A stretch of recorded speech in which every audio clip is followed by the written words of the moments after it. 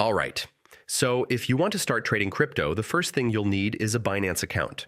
Yeah, in this guide, I'll show you how to create one step by step. Super simple. First, open Binance and click on Sign Up at the top right corner. Now, enter your email or phone number, then create a strong password. Make sure it's something you can remember, but also secure. Next, you'll get a verification code in your email or SMS. Just enter that code to continue. Now comes KYC verification.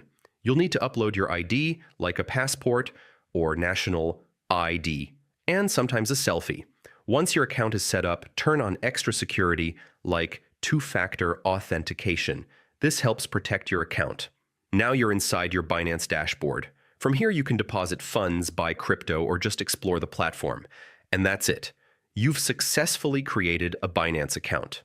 Take your time to explore everything and always make sure you understand the risks before trading.